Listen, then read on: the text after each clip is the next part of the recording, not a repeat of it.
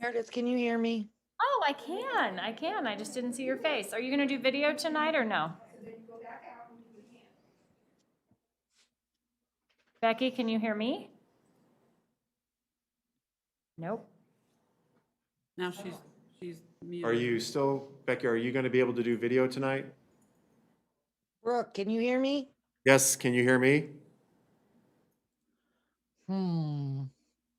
So our stuff is, let me, wait, I let me, can't hear you. Thank you. hold on, let me join audio. Oh, I don't have any speakers on this.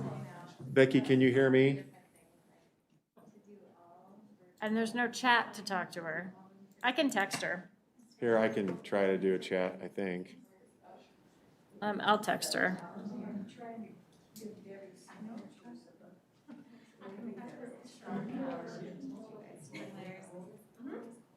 Me and So we can hear her. Becky, but she can't hear Yeah. us. Yeah. Okay. Becky, can you hear me now? I'm gonna Sounds start. like that commercial. It is.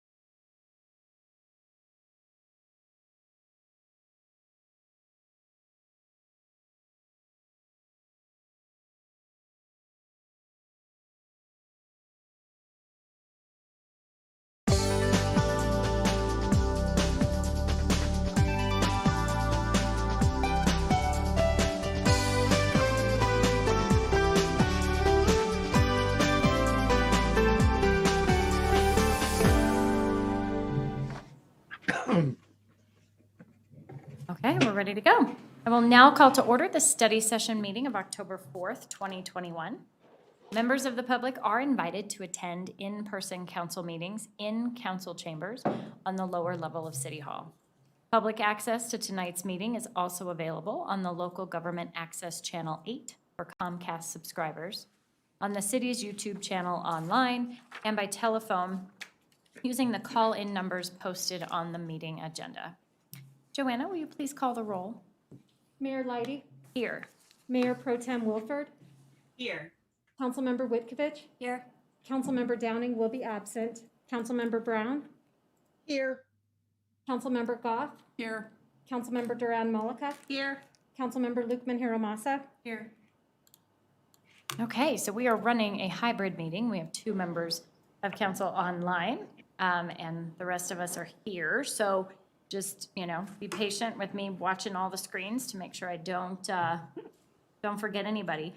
Becky and Jenny, if things get too bad, just text me.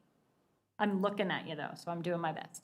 We have 3 items on our agenda for our study session tonight. The very first one, we would like to invite Debbie Tuttle, our Economic Development Director and NERA Executive Director, is here to present the mid-year Economic Development and NERA report.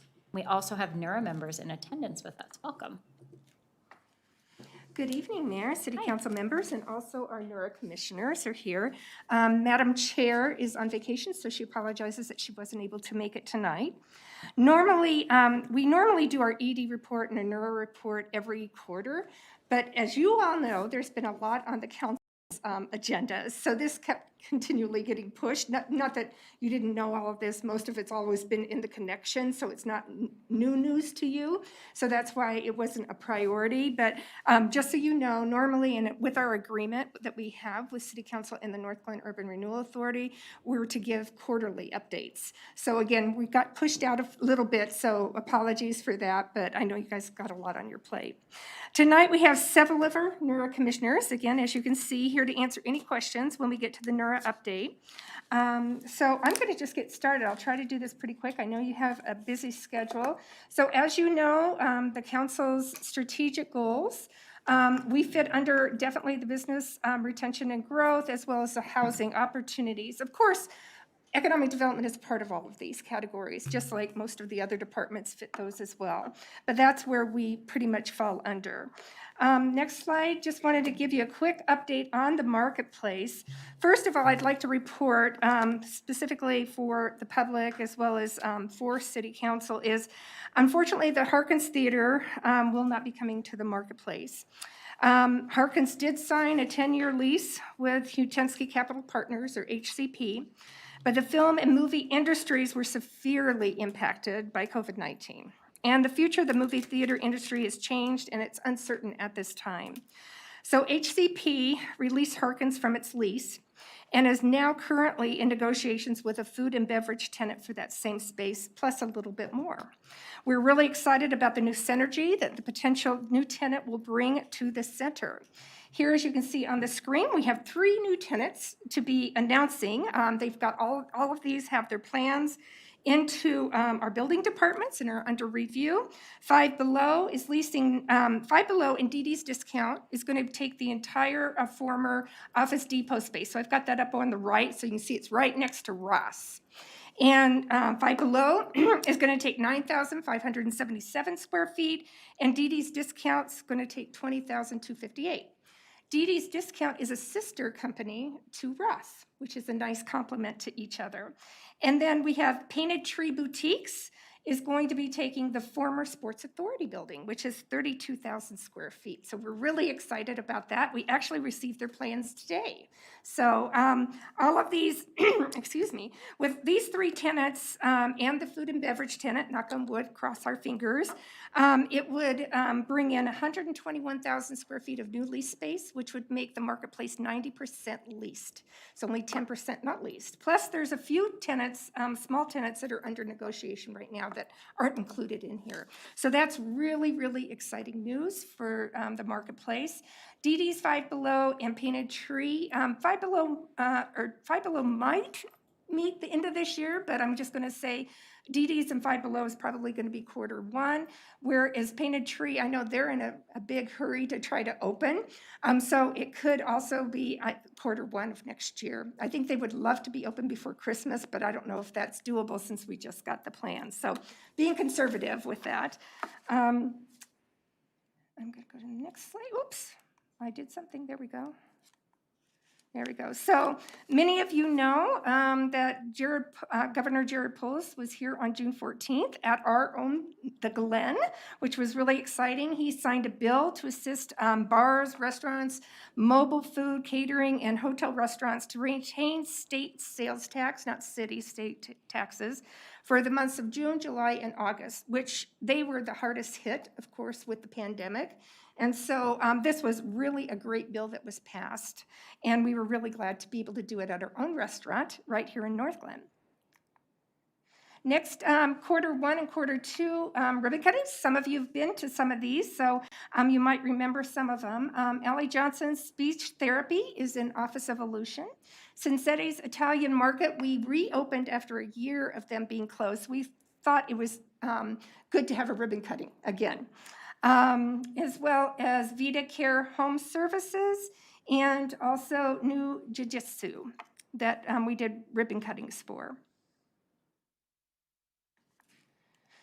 Construction is underway. I'm sure you guys have all seen it. Lots of construction underway. All the infrastructure, site preparation, a lot of dirt moving, and it's starting to go pretty soon vertical. So I know that we have plans in for their leasing, and help me with that, Brooke, if I say it wrong, but they're leasing buildings that they're going to be doing. So that's exciting. So I actually saw on the sign taking names for the waiting list for some of the single-family homes. When I was past there, they had a sign up. So that's exciting. Again, for the residents listening today, Carl's Farm, there's 25, almost 26 acres of residential. 385 will be multi-tenant units. 178 will be detached and duplex units. 104 will be townhouse units.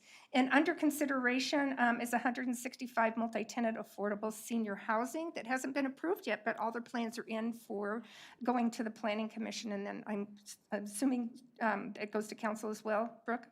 Yes, okay. So you'll be seeing all those plans coming up soon.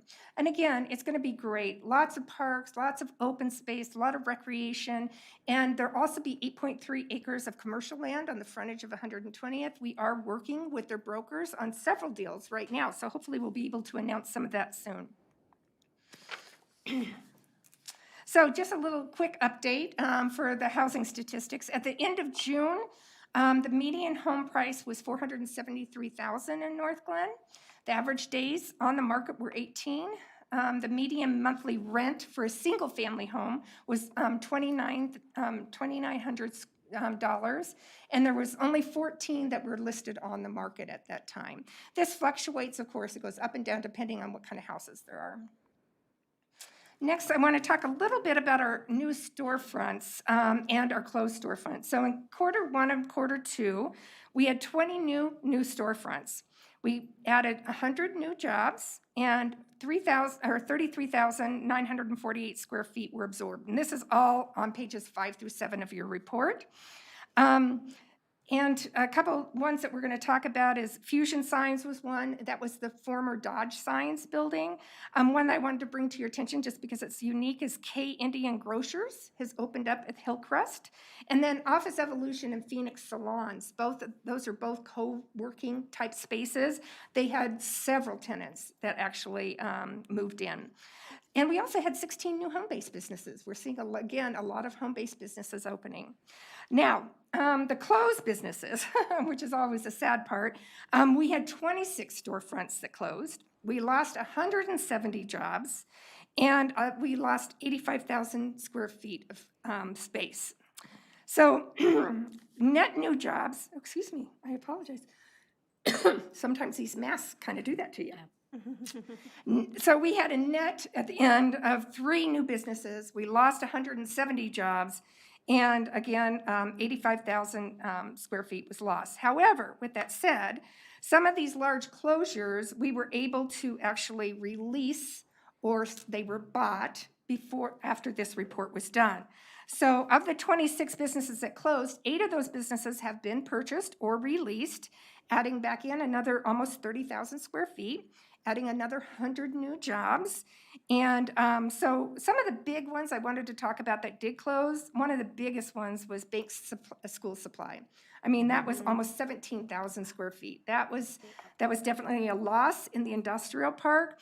Also in the industrial park, Nexus, which you might remember, they actually were one of our businesses that we honored at one of our events. They were purchased by another company. So realistically, Nexus closed, but the other company bought them. So that was 12,750. So again, that's showing against us, but realistically, it was just a new owner who came in.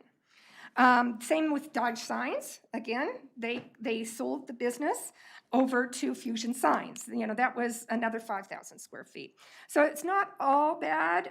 Again, it's all about moving things in and out of the figures. Commercial real estate, this is kind of some good news, I think, really, when you look at this. Office is at 7.70. At the end of last year, we were at 8.5. So we have gone down in office, and then for vacancy rates. And then industrial, we were at 4.2. We're at 4.2. We were at 2.6. So again, we're higher than we were before. And a lot of that is due to some of those big ones over in the industrial park. There were 7 of them. And then retail was, at the end of the year, at 8.9, and it is at 9.2. So it is higher than it was at the end of the year. Unemployment rate is starting to creep down. It's not definitely where we were at the end of 2019, which was at 2.5, right? And then, of course, COVID hit and we were at 9.5, and we are now at 7.0. So hopefully we'll start seeing this coming down again. I can tell you all of our businesses are in desperate need for people. One of the businesses over at the marketplace actually had to close their doors because they couldn't find somebody to actually keep the store open. I mean, this is kind of what a lot of the people are dealing with. Restaurants are cutting hours because they just cannot, they can't stay open because there's not enough employees to be able to do it. So it is not just Northglenn, it's throughout the entire metro area as well as other states. One of the things that we track is our website pages, but I'd like to just bring to your attention the business directory. As you know, we try to get everybody to shop Northglenn, right? And we do shopnorthglenn.org all the time. And you can see we're getting lots of hits there. We continue to get lots of hits there. So that's really great news. And then now we'll kind of move into the NERA updates. As you know, because we set this priority list with City Council, for the top 3 that we're working on is Civic Center, P3, the public-private partnership. As you know, we have a memorandum of understanding with Continuum. We continue to work with them on that piece, so that is a top priority. And then 112th down to Irma Drive. The one piece we'll be talking about here in a minute is we're starting on that because we just purchased the building at 112th and Washington, which we'll talk about in just a minute. So we're starting that process. The third one there is East 120th and Washington, Smashburger, where Smashburgers, Cheers, driver's license, all of that is. I have talked to the property owner. We're trying to work on getting some updates done over there. They do have a new restaurant moving in over there in that old, in the previous Mexican restaurant space. So we've been working with them on that. So that space will be taken up. But interestingly enough, they are almost completely leased over there. So, but, they've got some parking lot, facade improvements, lighting, landscaping that could definitely use some tender loving care. So that will be our next priority. So let's talk a little bit about 112th and Washington Street. So in April, NERA purchased these 2 buildings here for $500,000. We relocated the 5 tenants that were in there and did pay relocation fees to get there and to help them and assist them to find new locations. So Elegant Inc., which was the tattoo parlor there, they moved over to Phoenix and the marketplace. High Tide Liquor that was in there and actually had been closed for quite some time because of the fire that had been there, we were able to move them to Hillcrest, which that liquor store had been closed for over 6 months, I think. And so that was a good win-win for that. Toro Tax moved over to, there's a little teeny commercial building over on 1490 Rosiana. And it's right in the middle of kind of a residential area across the school. So they were able to find space there. And Vise Unique Styles, that's a hairdresser that was there. We were able to find space with them over North Point off of Huron Street. The only one we were not able to find a location for was Shannington Spa, and they did move to Broomfield. We did work with them. We worked with all the tenants to find a place, but we just couldn't find anything in their price range. So we went out for a request for proposal several months ago. That has closed, and we are under negotiations with one developer right now, so stay tuned on that. We should know more in the near future. We're taking it we had a presentation at our last NURA meeting from the developer, and we have another executive session with NURA to look at the offer at our next NURA meeting. So we'll be bringing that forward to City Council as well to make sure that you feel like this is a good use, which we do feel like it will be. And then Garland remediation just continues and continues and continues. The one little hiccup that we had on this was there was a mechanical defect in one of the testing electrodes, and so we had to repair one of the wells. But the good news is the new testing method that we're using with the wells and remediation is showing significant decreases in the contamination levels. I mean, they've gone down to just almost nothing.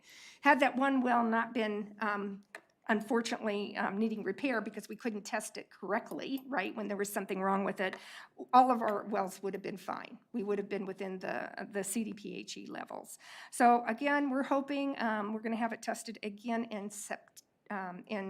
let's see, it would be in January would be the next testing for the levels, and if they're all down, then we'll go back to CDPHE, try to get, our whole goal is to get a no further action letter, and then we can close the case. So that would be the goal.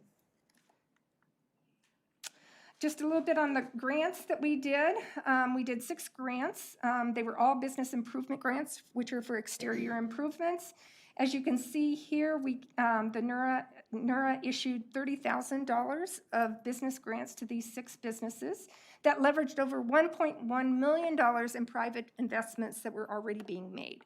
So again, this is a great program, and again, it's very much used, and we're very appreciative that we're being able to help, get consistent signing, try to get landscaping done correctly, make sure the lighting gets done. And then I'm just going to close it with, as you all know, we have our Business Appreciation event coming up on October 28th, starting at 4:30 in our new Harkins Theater. We anticipate over 300 people being there, so we're really glad to be honoring all of our businesses. This year we have 2 investment businesses. We have 2 investment awards that we're going to be giving out because there was 2 substantial ones, and because we didn't have one last year, we didn't have an event last year, we wanted to make sure that they hadn't been overlooked. So there's going to be 2 there. We also have we normally do the Community Impact Award, as you all know, 1 award for that. There was absolutely no way that we could have honored 1 person or 1 business for community impact because there were so many there. So what we decided to do this year was through a nomination process, nonprofits, businesses, organizations, government agencies that all helped Northglenn specifically during the pandemic will also be recognized, and they also will be receiving a small award as well as all of our Northglenn teams. So each one of our Northglenn departments, we couldn't have done it without them. We couldn't have done done so well during the pandemic. Our roads were always being paved and cleaned and snow removed, and all the public works stuff that they do. The city clerk, of course, with all the grants that they did. I mean, the list goes on and on and on. So all of the departments will be honored and recognized as well during that. We're doing a small little video that Diana Wilson and Kai is helping to put together on both that as well as the pandemic community impact partners. With that, that's all I have. Questions? Open for my hand. Yes. I'll give you a Councilmember physical- Goff. I'll give a physical hand because that's quicker. I had a question way back on the marketplace. I just wasn't sure. I thought maybe I heard you say something about possible horse business in there, but I didn't, A food and beverage. yes. A yes. large food and beverage business that we can't release the name right Right. now that we're in negotiations with. Okay, Well, I just shouldn't say wanted- we are. HCP is in negotiations with. Okay, just wanted to make sure I heard that. So we have these Yes. 3 and possibly a fourth, or one in. a We fourth have one. 3 and another one that would be taking what would have been the Harkins space. Gotcha. Where the theater is on that All north right, I side. just went by that so quickly. I wanted to make sure. I I apologize. heard that right. Thank you. Yes, a food and beverage user. Great, thank you.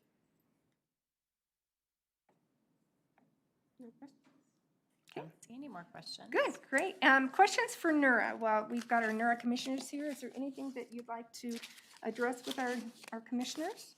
I just wanted to open the floor if any of you wanted to join Debbie and say anything. No? Like I said earlier, I just think it's wonderful that 100, Washington is being paved and Irma. That Washington being paved will certainly help our property that we have at 112th and Washington and make it more attractive when something finally does happen there. So thank you very much for giving us nicer and smoother streets. So thank you. Councilmember Brown. I just wanted to thank Miss Debbie for her excellent leadership with the NURA committee. Without her, we couldn't do half of what we do. She's wonderful at it. And that was a great presentation, Miss Debbie. Thank you very much. Okay. All right, well, thank you. Thank you. Thank you very much.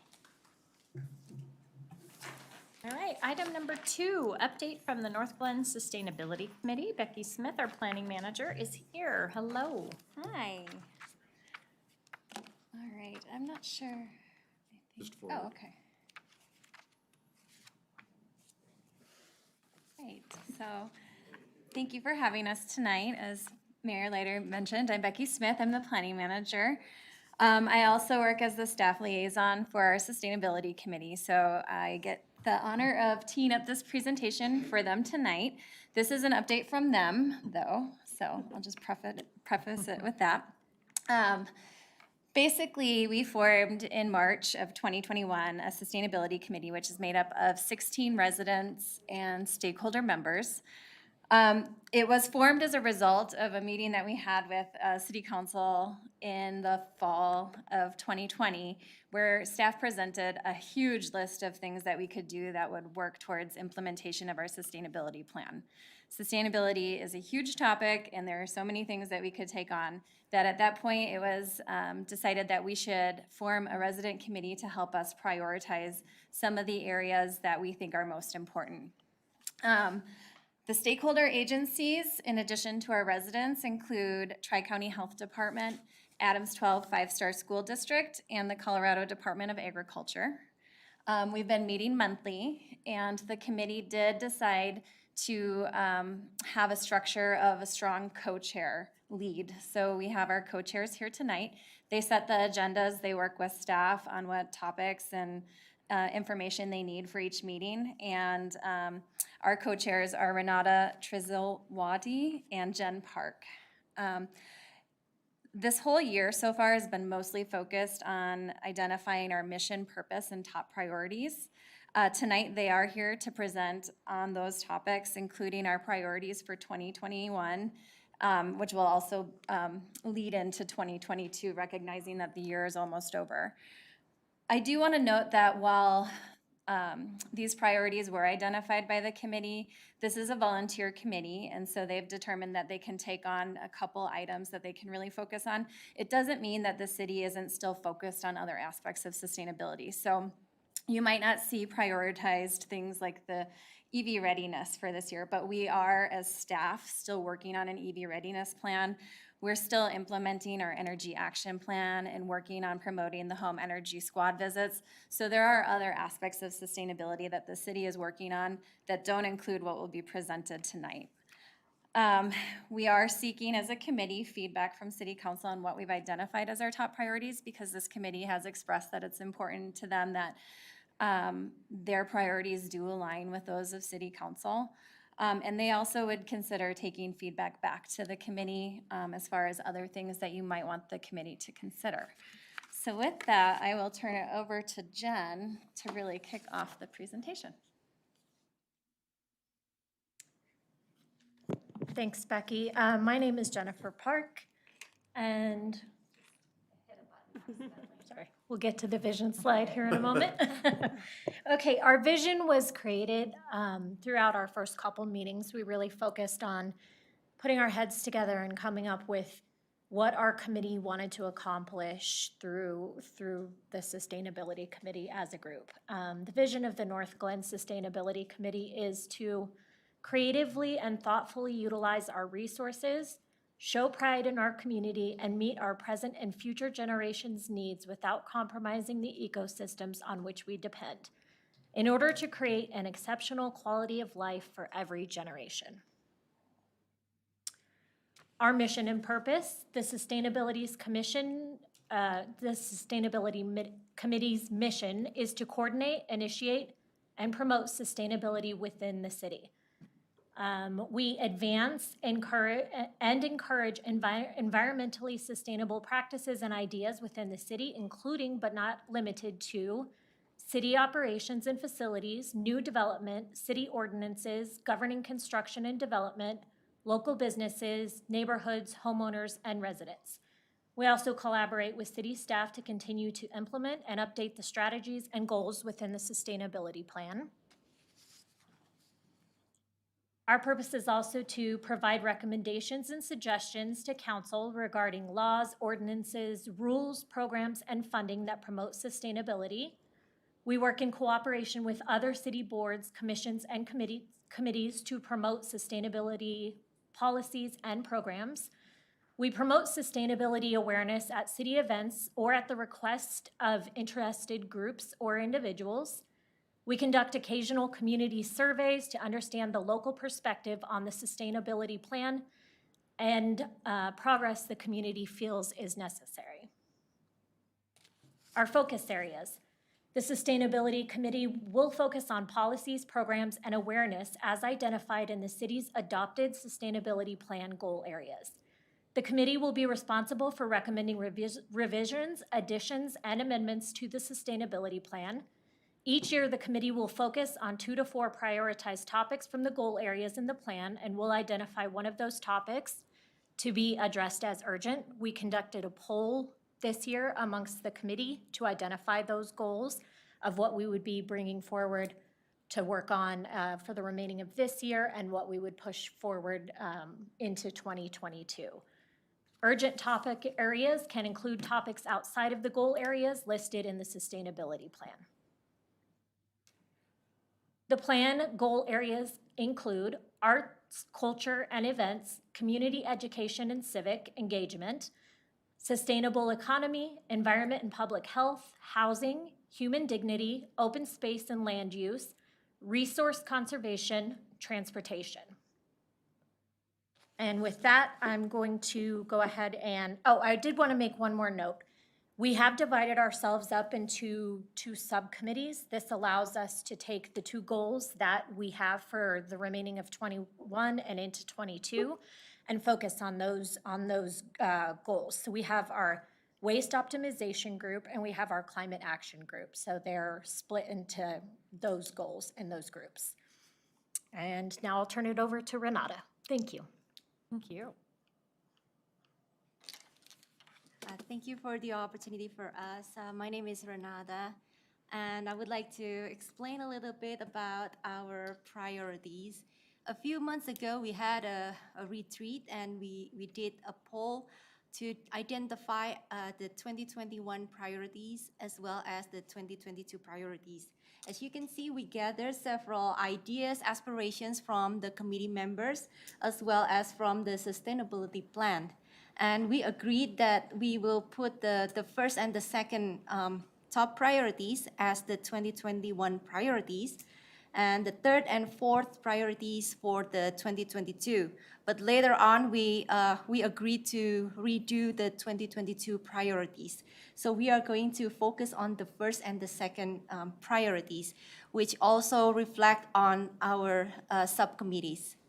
Next, please. The priorities of this year are solid waste optimization and to set carbon emissions and climate goals in sustainability plan. But this is not just for this year, since we are already at the end of the year, and we are going to focus on this for the next year and onwards. Next, please. For the solid waste, the committee supports the implementation of the waste optimization plan through a phased approach. And for this, we have several recommendations, including to implement low-cost education and outreach on recycling and becoming an environmentally responsible consumer at the residential level as well as commercial. And the second is to conduct community survey, to adopt policy to license private trash haulers, composting education, and to promote the arts. We encourage the community to think that we will do the sustainability as a cycle from the production to the recycling. Next. And the second priority is to update the sustainability plan to include carbon emissions and climate goals. As we are aware that the city has already had the greenhouse gases inventory reports, so we encourage the sustainability plan to include the reports as well as the following up actions to implement the climate action goals into that. For this, we have two main recommendations. The first one is the policies to help the city to build resiliency to the biggest climate change risks and threats, especially droughts and extreme weather for the most vulnerable population. And the second one is to post-COVID-19 recovery plans that rebuild the economy and help people rebuild their lives in a green way. I think this time is our best opportunity to do a transition to a green way, so we don't refer to the unsustainable economy and development. Next, please. Along with that, we have other ideas that we would like to recognize as well. The first one is single-use plastic. So in conjunction with the House bill about management of plastic products, the Sustainability Committee supports the idea of managing single-use plastic, including styrofoam containers in Northglenn. For this, we would like to recommend to raise awareness among the community to reduce, reuse, recycle single-use plastic as much as possible. And the second one is to introduce and promote alternative plastic containers and utensils. The third one is to initiate the practice in the municipality circles as a good example for the rest of the community. The second one are the green building codes and historic preservation. The Sustainability Committee supports the development of green building or stretch codes that will make new construction more resource efficient and reduce carbon emissions. Furthermore, the codes might be extended to the early version of housing in Northglenn or historical buildings that still apply outdated and energy inefficient appliances. Next. And with that, we would like to promote energy usage reduction and renewable energy utilization through setting up a co-op in Northglenn with SUN and EPC, which we already had some discussions with their representatives. And the last one is to addressing the issues of air, light, noise, and water pollution. With that, we would like to conclude. We, as the committee, we recognize climate change as a critical issue that impacts our community, ecosystem, and current and future development, and our role in mitigation and adaptation as part of the city, the state, the country, and the global community. We consider climate change as one of our top priorities, and with that, we should act as a global community and not just think our action as the city, community, or just statewide. And with this is related to the point number 3, to continue building partnership with like-minded communities and organizations. And it's not only limited in the United States, but also probably with other communities around the world, such as the UN Sustainable Development Goals. The second one is to open a position within the city who acts as a coordinator or liaison for the sustainability plan and the city's other development plans to ensure that they are synchronized. We acknowledge that sustainability is a very broad concept, and it is very important to make sure that this concept is implemented in every other sectors in the city's development. So this position will be helpful. The city staffs are right now, Becky, Brooke, as well as other staffs have been very helpful with us to help us to coordinate as well. But I think in the future, this position will be more helpful to ensure the development plans. The third point is to continue building the partnership. And the last one is to add achievable timelines to the sustainability plan to manage the plan implementation. We realize that the sustainability plan has been very comprehensive, and we think that a timeline will be very good to make sure the implementation of the plan to be more specific and updated. That's all our presentation. Thank you. And any questions or feedback? Absolutely. So thank you to Jen and Renata for being here and presenting. We do have quite a few hands up, so we will start with Councilmember Duran Malika. Great, awesome. Thank you for your presentation. I really appreciate you guys being here and putting this together. A couple questions that I did have for you is, can you just kind of describe a little bit more, on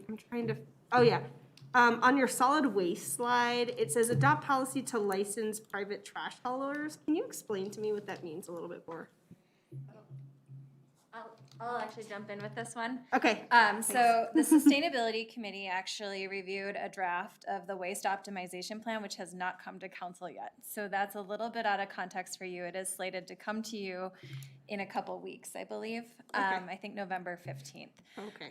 One of the recommendations in that plan is to license private trash haulers because currently the city only tracks what is going to the landfill for residential waste because we only control the collection for single-family residential. Yep. So that means that multifamily and commercial is all contracting through private haulers that currently aren't reporting what's going to the landfill and what's being diverted. Mm-hmm. And so when we look at our citywide goal for diversion in the sustainability plan, it would be impossible for us to actually figure out if we can achieve that goal without finding a way to track all of the haulers.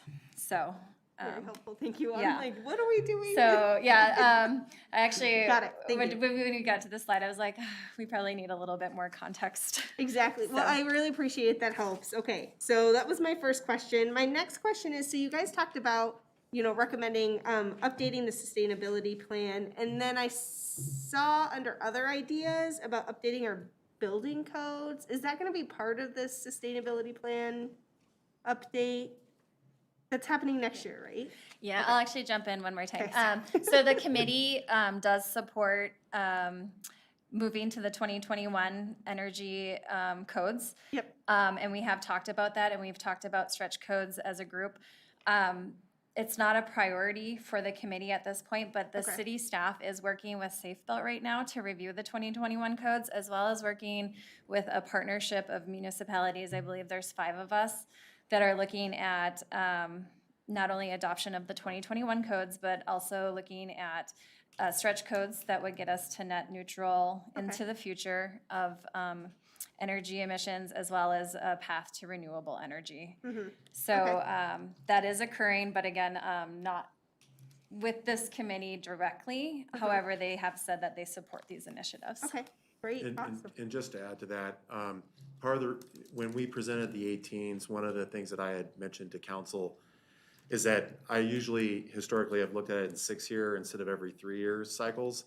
One of the things that we determined is that the jump in the energy conservation codes over a 6-year period is going to be rather substantial, which could be very impactful to the construction community. And so when looking at what the 21s and the 24s are gonna be doing, it seemed to make more sense to go every 3 years because it's gonna be more incremental for the development community. Okay, all right, that's helpful, thank you. And then another question that I had is, and maybe this is a Brooke question or a big question, whoever can answer this, but how much money does this committee have to accomplish some of the goals that we've talked about? We currently have an annual budget of $25,000. 25,000, okay. And then, so one of the things that I really like, you know, what you've laid out here, it was really helpful just trying to understand, you know, what your vision of the city is and, you know, really the direction that this committee is gonna go. One of the things that I would, I guess, want to just challenge you a little bit more is I love that you put a lot of education in here. But I'd also really like to see some policy recommendations coming to council from you guys about what are some real, you know, policy decisions or discussions can we have up here to really drive home a lot of the work that you want to get done in your vision. So I think education and outreach is great. And in some cases, that's really all that we could really do. But I'd also like to challenge you to bring forth some really interesting policy questions for us for discussion, because I think it really helps just drive that conversation, and it would mean a lot coming from your committee to see that. So that's my only feedback. Thank you so much for being here, and I really appreciate it. And I do see on page 22 that developing policies is one of their goals, which is awesome. Also, the post-COVID-19 recovery plans, I think that's really important to include both of those. I also had the private trash hauler question. That was the first thing I wrote down. I think we've all seen what happened to Lakewood, so I was like, wow, what's happening? Be careful with trash. Councilmember Goff. Thank you, Mayor. I have a couple of questions because some have already been answered, but and one really is a follow-up on the green code, building code. And that is your second bullet is that it might extend to early version of housing in Northglenn. So I'm not exactly sure what that means, and if it means what I think it does, would there be, you know, what's like, that's the cost that the residents would have to take care of? Or are there gonna be grants to help people, you know, replace their appliances with energy efficient? I guess I'm just not sure what all that meant.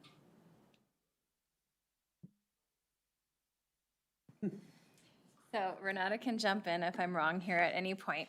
I think what is meant by this is that because a lot of our housing stock is older, that it will take a lot to integrate updated infrastructure in some of these homes. And so with the stretch codes, I think we would be looking at trigger points if someone were to go in with a remodel, and that this process, if this is undertaken by the city, would be done with a large stakeholder group, including the development committee or development community, residents, et cetera, to understand what those thresholds should be, because you don't want to create a burden to someone being able to improve their house that then prevents them from keeping it up to date. So it's something the committee has said they support us looking at, but it is a process that we would definitely want to take our time going through. And so when we go through that process, if we do, we would have those conversations, as well as, are there programs that we should be thinking about implementing that also help people make these improvements if we're going to require it. I support the overall goal. I'm glad to hear that it's still being developed in terms of what that might look like and how it's gonna. So thank you. Yeah. And then let's see. The other question I had was kind of technical, because I have a friend who has a totally electric vehicle, and when I told her about how we have some charging stations in Northglenn, she asked me what kind, and I don't know. I didn't know there were different kinds, and so now I'd like to ask. Can someone here tell me? We have 2 level 2 stations, so 4 charging ports that are through charge point. Okay, So. because what I didn't realize, because from what she was saying, is that one kind is very slow at charging and one. Yep, level 3 would be the supercharger, which is very fast, and we do not have any level 3 chargers in the city that are city-owned or privately owned. I think there is one other privately owned charging station that's a level 2 at the Wells Fargo building on Melody.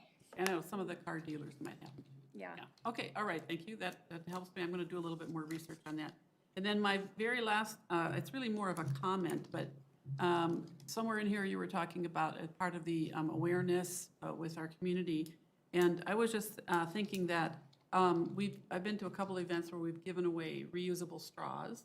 So that's like one example of, I think, of what you're talking about. But just with whoever is keeping track of that sort of thing, I'd like to encourage more of that sort of thing.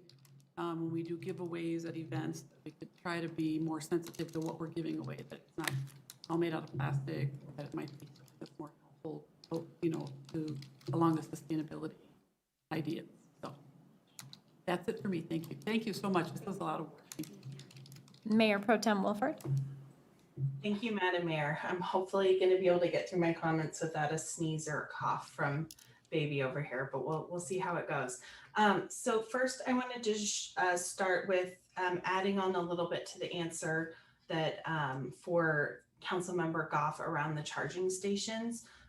There are 3 different types of charging, levels of charging. So there's level 1, which most folks like, you just plug into a regular outlet, and that will charge your EV somewhere between like 4 or 5 miles per hour. So it takes a really long time to recharge your EV, right? But if you're home all the time and your EV's in the garage, you know, you can build up a charge that way.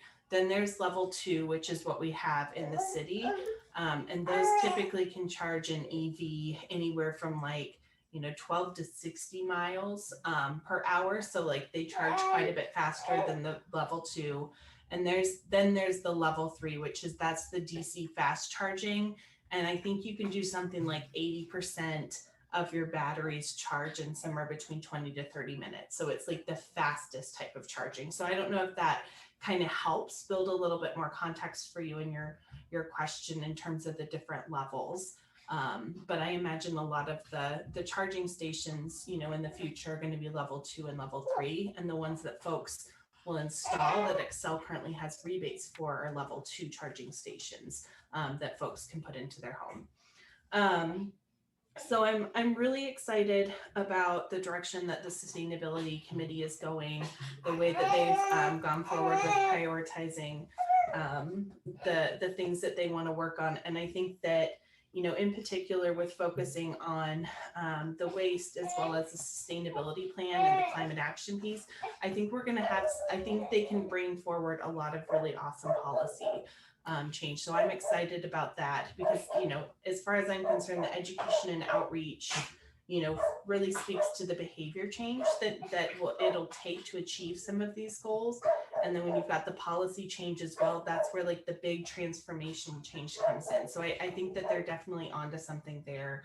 I'm stoked that staff is moving ahead with looking at the building codes and the 2021 IECC, just because there's so much energy efficiency savings that those codes bring forward, that it's just, they're effective. I feel like they're going to pay for themselves within the first couple of years alone. And the other thing that can be added in around building codes is preparing for EV readiness, right? So instead of having to, when you think about the home that you live in right now, right? If you want to be able to have a level 2 charging station, you are most likely going to have some sort of retrofit done, right? Which is going to cost additional money because your home wasn't made to be able to charge an electric vehicle that quickly. But if you are taking a building that has already been pre-wired for an EV, you're not having to pay any sort of additional out-of-pocket costs because your home is ready, right, for that level 2 charging station. So we're basically creating homes and buildings that are ready for the future without the additional costs, which I think is really fantastic. Anyway, so I do have 2 questions.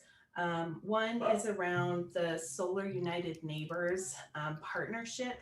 Is that something, Becky, that council would have to pass a resolution to formally join? Or is that something that staff and the sustainability committee can run with? That's a really good question. That is actually something that the Sustainability Committee and staff can run with. It's within the spending authority of possibly Brooke or the city manager. And so we would work with them to get involved with that group. We've had conversations with Westminster and other North Metro communities about trying to really expand the solar co-ops so that people can kind of attend meetings between borders and whatnot, because people aren't always paying attention to like, it has to be Northglenn or it has to be Westminster. So if we did that, we would still brand it as a Northglenn co-op, but we would probably try to work with Westminster that's already launched their program. Okay, awesome. Thank you for that. And then my second question is kind of a piggybacking off of what Councilmember Mollica asked around how much funding this committee has. I know sustainability plans, as well as climate action plans and waste optimization plans can cost a lot of money. And we've already covered the cost of the waste optimization plan, but I don't know that $25,000 is going to cover the cost of building out a climate action plan. And I know how transformational that could be policy-wise. Do you all have a ballpark range for how much building out a plan or contracting with a vendor to help us build out that plan might cost? So I've only checked with one vendor so far. A climate action plan, according to them, in 2021 is about $100,000 to $150,000. I do want to do more research and find out if there's more ranges than that. So does that answer that question? Yeah, that's great. I was just curious because I know we're still going through the budget process. So I just wanted to, I guess, share that I would be supportive of additional funding there, but I don't know what the proper forum is to make that request or that suggestion. So thanks for bringing that to light. And that's all I have, Madam Mayor. Thank you. Thank you. Some of my questions were also already asked and answered. I just had to highlight the fact that I thought there were only 3 R's and you have what, 7 or 8? I was like, wow, I need to write those down, like all the R's. And I think we need to push all the new R's out into schools because we just do the three main ones. So that was fun for me, new learning. And then I had a question, and forgive me if I missed it, but I'm looking at page 24 where it talks about hiring a sustainability coordinator. I don't see that in the budget That's correct. as an FTE. Can you? It's in the employee plan that the city manager has put together. It's identified in the next calendar year as a position in 2023. Okay, so it's not, okay, because I looked, I'm like, It's not identified in this year's budget. It is programmed in for future year budget. I support the concept. I just was looking, I was like, I don't remember seeing it. Okay. And I would add that part of the challenge that was presented this year to the city manager's office, part of the challenge with that is you need to be able to stand up programming and grant funding opportunities. And as Mayor Pro Tem Wilford just mentioned, these studies are not cheap. And so in order to have a robust staff person, we would also need supplementary funding for those 2 options for grants and programming that otherwise would fill a full FTE position for responsibilities and things to do, so. That's what I needed. Again, I just want to thank you for being here. You've done a lot of work in a short amount of time, and we really appreciate it. Outlining the focus areas and the goals, and you are an organized bunch, so thank you so much. And it was lovely to meet you, and thank you for being here tonight.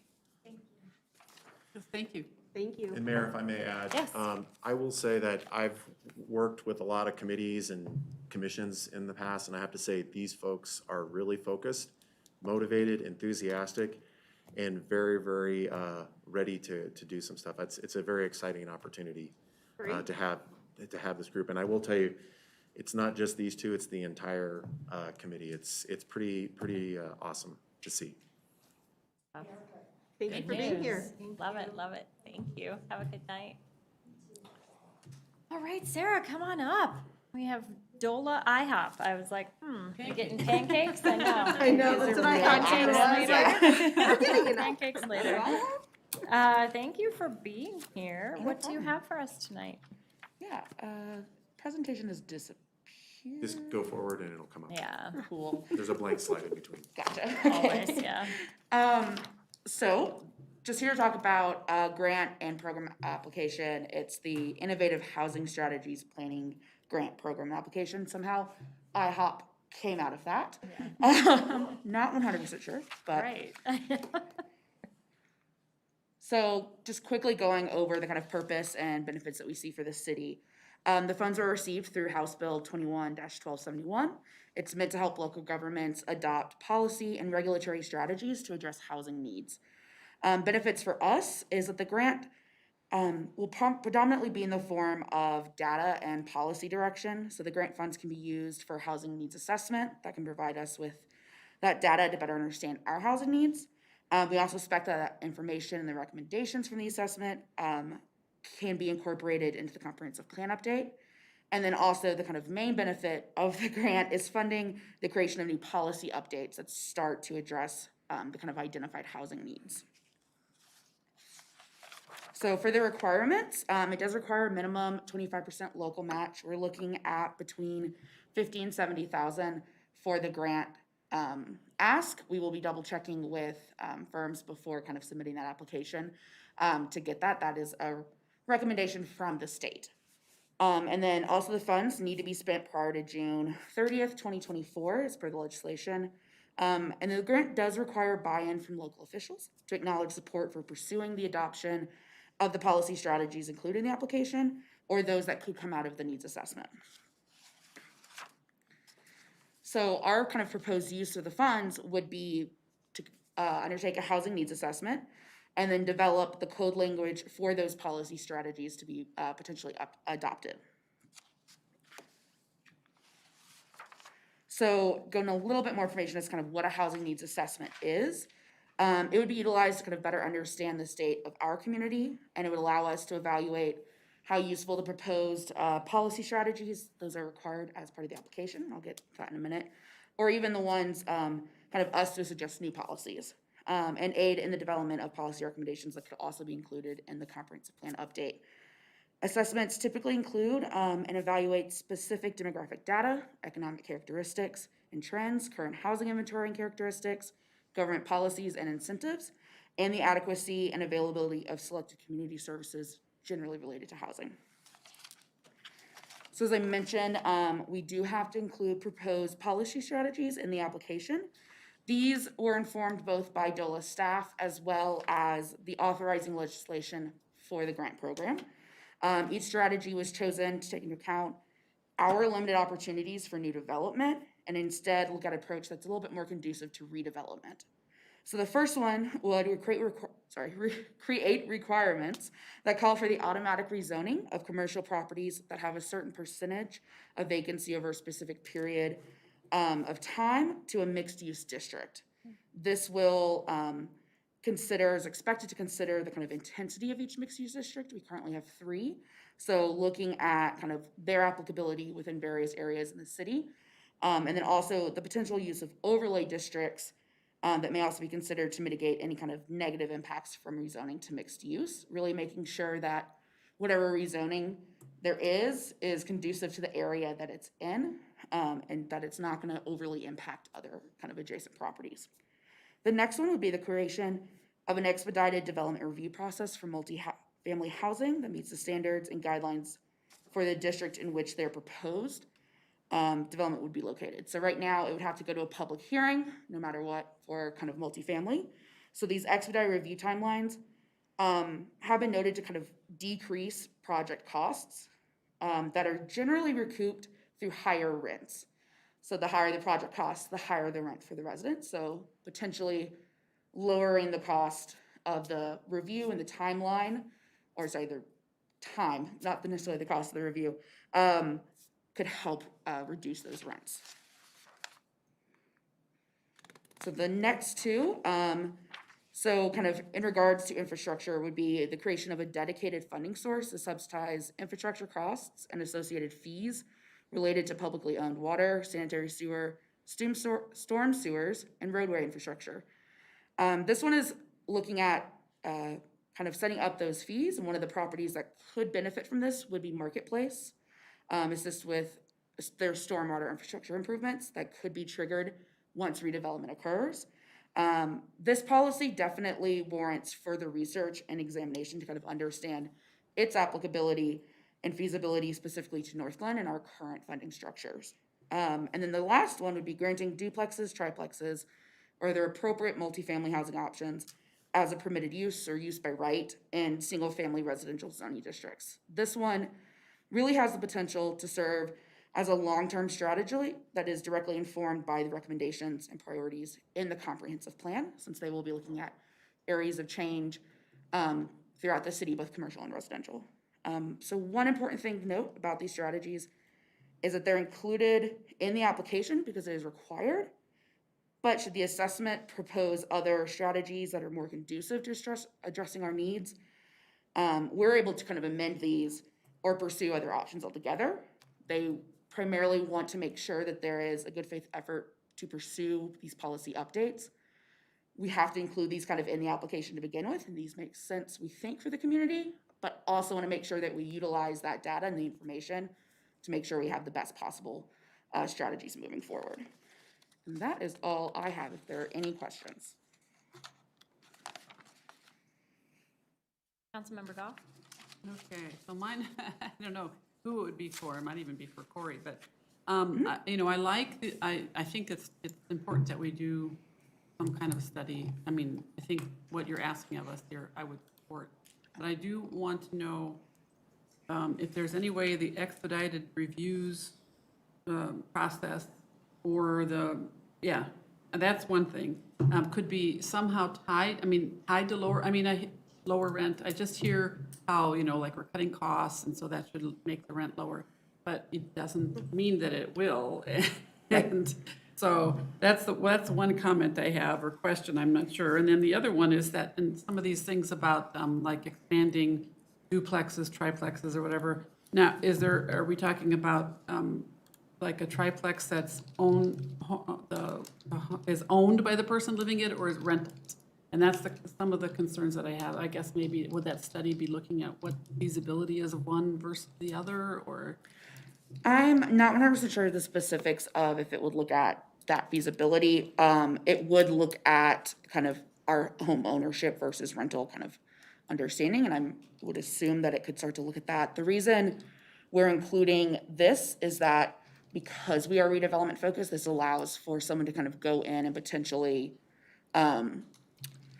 increase the density by turning their home into a duplex or a triplex without it being something that is overly impactful to the surrounding area. Right. With that kind of question of rental versus owner and kind of those requirements, Right. I would have to further investigate that. I don't know the legality on that side. I mean, I like I just think that, like, as far as the future goes, we do need more higher density housing. Of course, then we have to deal with all the issues that come along with that, like parking and traffic, et cetera. But whatever kind of thing that comes back to us, I do hope that we see some more options for people to own their home. I just put it that way. I just feel like, the affordable, grants or whatever we're going to have to help people get into a home that they own would be something that I would really look for. And that is one thing that the assessment will look at is what are those services available that could help with things like ownership or affording housing. So that is one of the kind of components that generally goes into an assessment. Okay, thank you. And Councilmember Goff, I think to piggyback on what Sarah was saying, is that there's about 11 different choices to identify for the grant scope of work. We identified these because we think they're the strongest. I think there's no predetermined outcome with this process. It's merely to sort of explore these particular options to see whether or not they might be a fit in Northglenn. And then through this process, we would bring policy recommendations to you, which could include requirements such as what you expressed as concerns for, to look at, to further explore that as well. Okay, all right, sounds good. Councilmember Brown.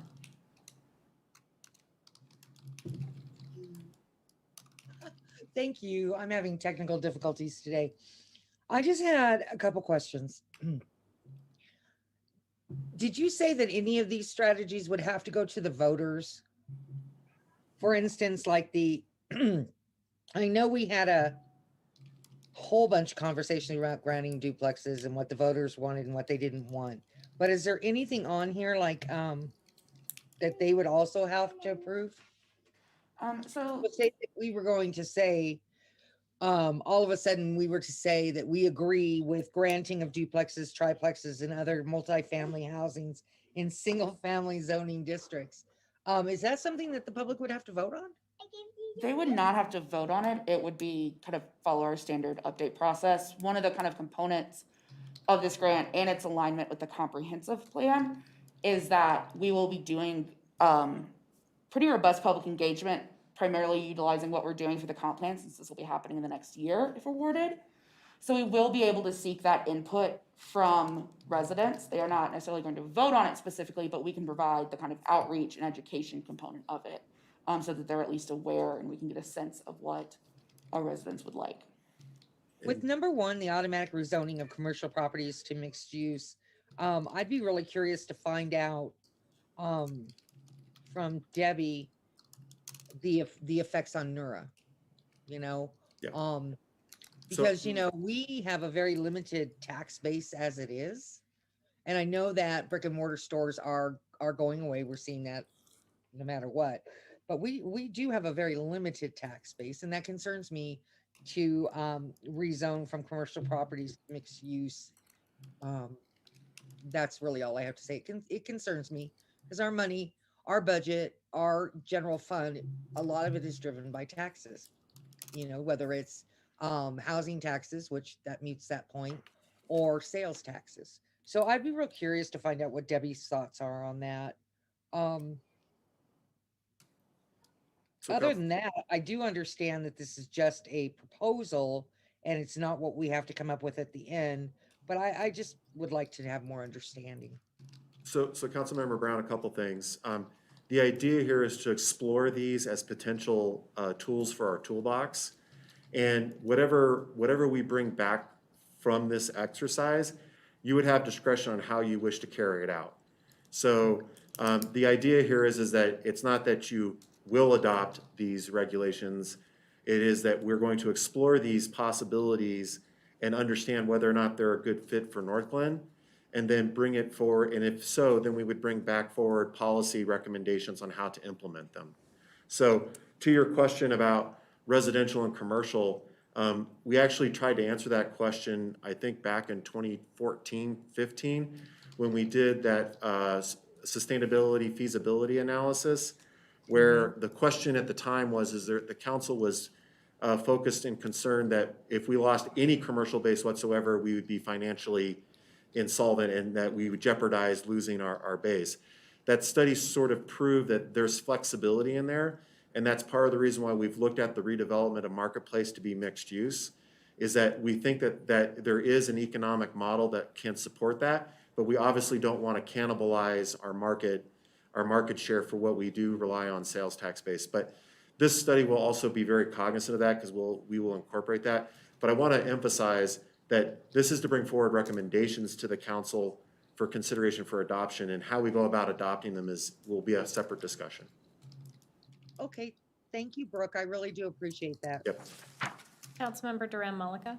Thank you. Actually, most of my questions are already answered. And really, the only one kind of remaining is, so we need a 25% match. Is that already included in this round's budget, in this year's budget that we're discussing? So part of the reason why this has been added to this agenda and potentially for next week's agenda is because the state has a very small window for this grant window, which of course, I don't think they take into account that we have to go tell council about it and then have them say, okay, then do a resolution.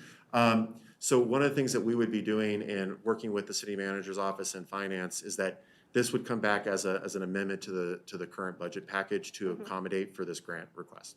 Okay, all right, thank you. And then, so the other points I really just want to hit overall, I guess, is I really love this idea, and I hope that this is something we can move forward with, because, you know, the truth is we're really just in a position where we need to increase density eventually. You know, I don't personally love my big lot. I will say there's too much mowing involved in it. So why they made houses with big lots, I do not understand that anymore. But back in the day, that was great. You know, Northglenn had these beautiful lots, and so having these ideas, having these tools in our toolbox, I think are going to be really helpful for us to figure out how we continue to grow. And then also with number one, I really appreciate that you're bringing in kind of that, those analysis of, you know, the tax base and stuff like that, because, and if I'm remembering this correctly, a lot of our money also comes from people buying stuff online. So increased people equals increased Amazon packages. And so that mixed use development isn't necessarily always going to be a negative thing. But I really do like, I think this is a great step to figure out how are we going to continue to grow and redevelop over time. And so all my other questions were answered, and yeah, I appreciate it. It's an exciting project. And just one kind of quick point, because I don't think I actually included it, unfortunately, in the presentation. With the kind of process for the grant, since it would be funding the assessment as well as the kind of main portion of the code update, et cetera, if we move forward with policy, there is an assumption of a good faith effort to adopt the policy. So that is one of the things that we are kind of, when you apply, that's kind of why we want the resolution to have everyone on board, because I know that there is that kind of effort that needs to be put in to adopt new policies.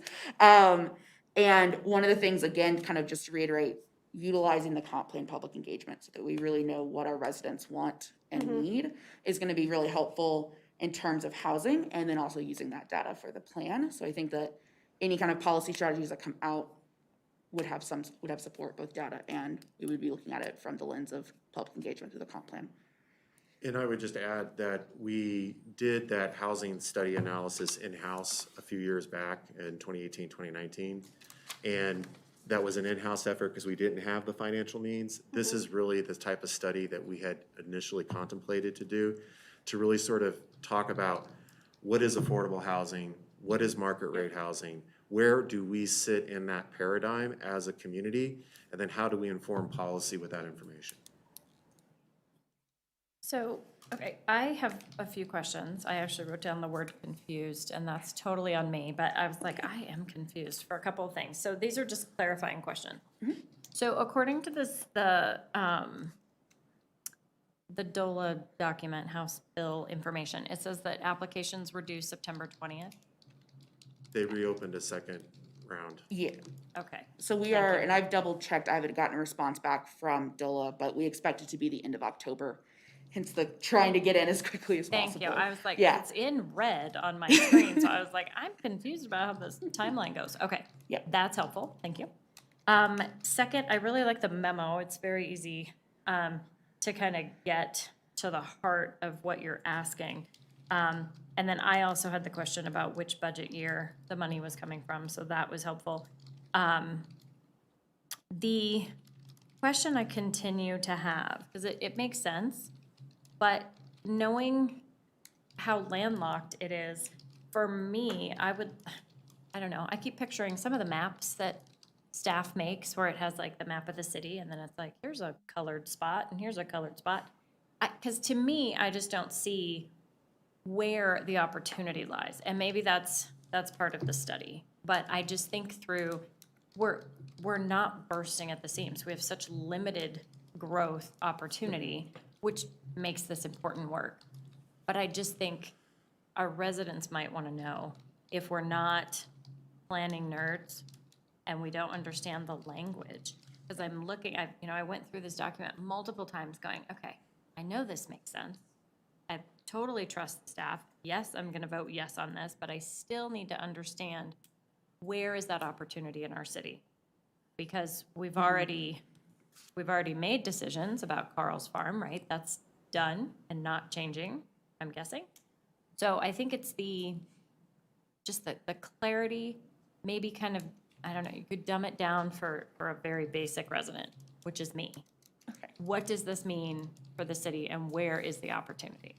So for us, yeah, so the opportunity would be kind of in the redevelopment side. So looking at the rezoning for mixed use, that is still something that we have the existing property and we can look at rezoning and redeveloping that site. Other things like allowing of duplexes, triplexes, that's not necessarily new construction that we're looking at. It would be conversion of existing properties. Because you're correct, we have very limited amount of space and very kind of clear-cut ways that we're going with certain housing projects right now.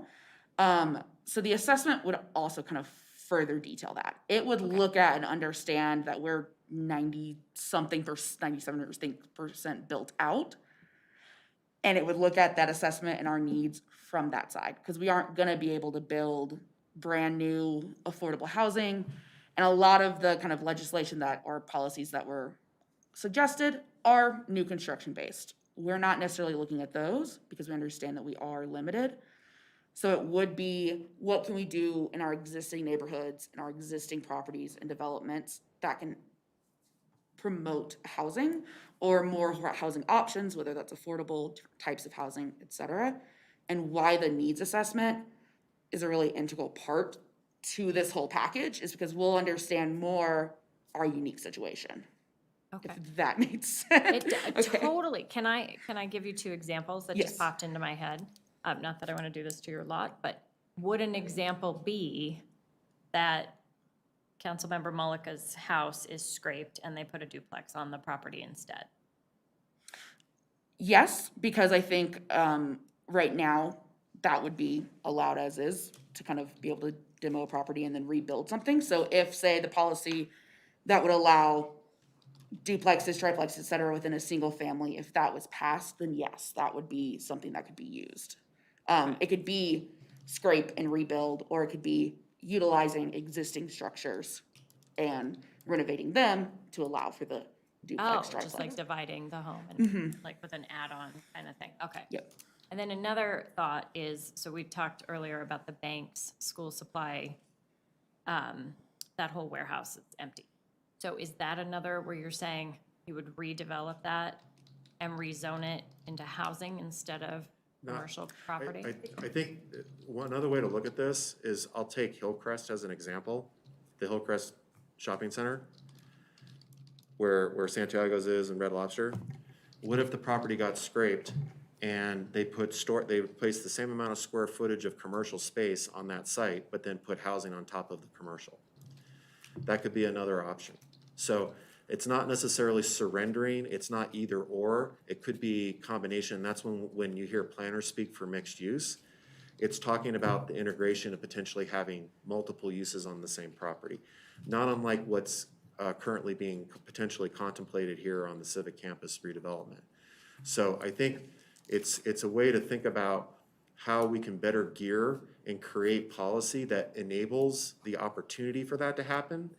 And through that, we can encourage, I think what a big question has been in the past is how do we get affordable housing into development when infill redevelopment is the most costly thing that you can possibly do for a developer that says affordable housing never makes sense on an infill redevelopment. Well, if we create policy that enables things like this to happen on a larger scale, as well as what Sarah's talking about on the individual home scale, that's what the gambit of opportunity holds in this evaluation. Okay, so for those of us without vision, because I think that is where I get stuck, is I see a house and I'm like, this is the house. And as far as my vision goes, I will change the paint color, but I don't necessarily ever see knock down this wall and make this cool thing, right? And you see that from a city perspective, which makes you good at your job, which I totally have faith in. I do worry that there could be residents, if they've lived in other cities, specifically Denver, that this could make them nervous. Sure. Right? Like, I don't necessarily want to promote a whole bunch of scrape and rebuilds because that doesn't necessarily honor maybe the city values of our residents. I can't say that for sure. I just want to be aware of that.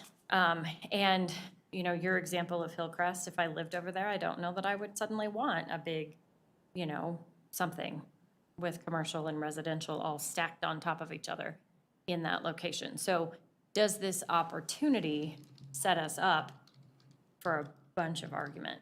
Like, so how do we balance that? How do we balance what our residents value and the need So, for so that housing? is why we're doing a comp plan. Okay. And that comp plan is intended to suss those issues out. I think this is a tool that can add to the conversation and help better shape the conversation. Because where we always fall into when we have these types of conversations is, what information do we have to make a good informed decision? This type of effort would help inform that decision-making process to help determine whether or not it is a compromise to the character of the community. And, you know, I would argue that, not that I'm advocating to redevelop Hillcrest, Yeah. but what if it was just 2 stories on top of the existing storefront? Versus, because, I mean, once again, it's about scale, it's about appropriateness. The thing is that do we as a community have the right tools to even think about those things? Because what I look at from a city council policymaker standpoint is, what risk are you at by not having this information already in place?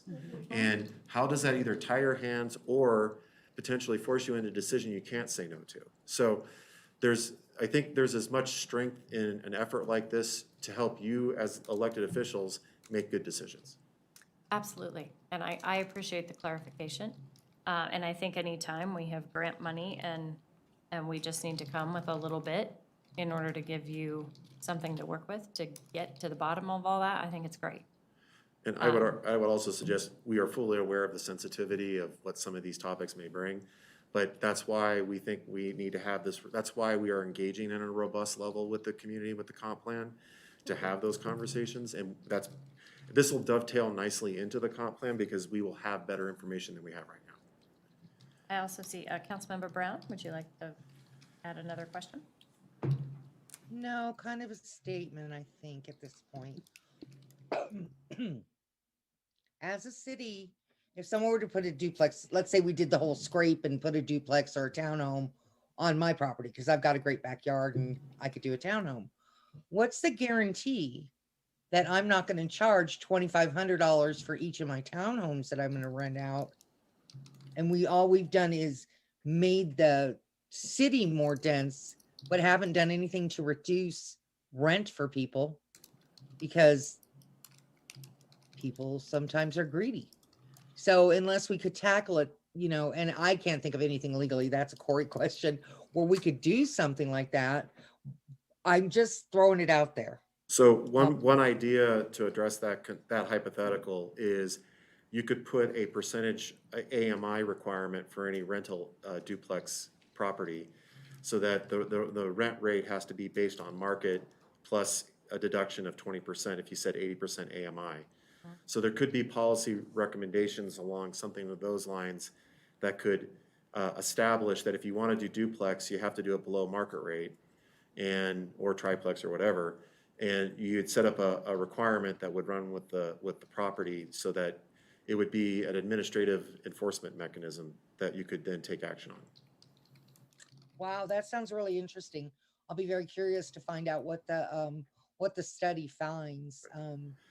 Mind you, that's a hypothetical to a hypothetical, so. Yeah. Well, it was a concern to me because I was trying to set the rent on, you know, it's where I plays into my life. Right. Trying to set the rent on my house in California, right? And I have almost a quarter acre, 15 minutes from the beach. And when trying to set the price and trying to contact my lawyer, blah, blah, blah, I was like, whatever you want. So I'm like, cool, whatever I want. So I just was curious about that. Yep.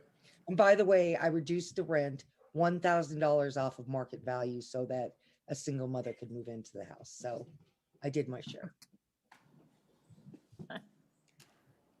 Well, thank you for being here. I don't see any other questions. I appreciate your So time. do we have consensus to bring this back at the next meeting? Thank you. What's the dollar amount that you're going to bring back for? So It's like 17.5 It- or up to. we will be making a request for, I believe, 70,000, but we will only be committing up to 17,000. The way that the budget works is that we have to request the full grant amount, but we will only end up paying for about 17,000 of it, because the rest of it will be reimbursed through the grant program. Okay, And our plan is to take it out of the one-time general reserve fund. look at you. Knew you were Right, going going right where I'm going. there. Yep. I am so tight with money, it's not even funny. Okay. All right, thank you. All right. Thank Thank you. Thank you, thanks, Sarah. Any other items for council tonight? No. No, fantastic. We let Brooke off easy. Hearing none, we are adjourned.